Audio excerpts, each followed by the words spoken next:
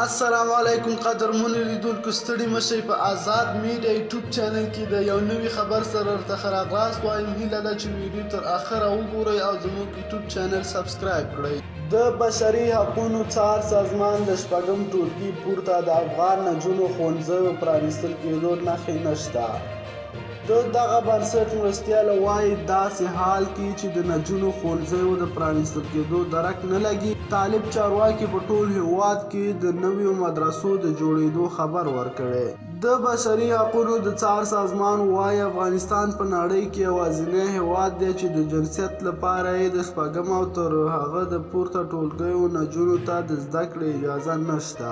په افغانستان کې د طالبانو د بیا واکمنېدو څه باندې 8 میاشتې کېږي او له نږدې 220 ورځو راهیسې یې له شپږم ټولګي پورته نجونو له ښوونځیو راګرځولي دي.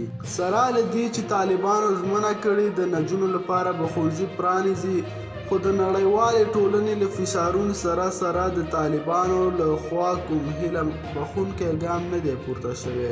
وروستیو کې د طالبانو د پوهنې وزیر مولوي نورالله منیر په ټول هیواد کې د دیني مدرسو د جوړولو خبر ورکړی. ښاغلي منیر ویلي وزارت په پام کې لري په هر ولایت کې له 3 تر 10 دیني مدرسې جوړې کړي. د طالبانو د پوهنې وزیر د عصري معارف ترڅنګ پر دیني معارف ټینګار کړی او ادعا یې کړې چې په ډېرو ښوونځیو کې د زده کوونکي له اسلامي معارف او قوا کې ناخبره دي، په داسې حال کې چې تل د افغانستان د درسي نصاب لویه برخه اسلامي مضامین جوړوي.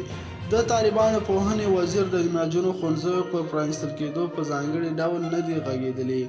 یوازې یې ټینګار کړی چې د پوهنې وزارت په اسلامي چوکاټ کې د هلکانو او نجونو زده کړو ته ژمن دي. قدرمنو لیدونکو، تاسو د دې موضوع په هکله څه نظر لرئ؟ نظریات مو له موږ سره په کمنټ کې شریک کړئ. لایک او چینل هم درسره ضرور سبسکرایب کړئ. تر بیا ښه وخت ولرئ. هر چېرته چې یاستئ ښه سبا او بریالي اوسئ.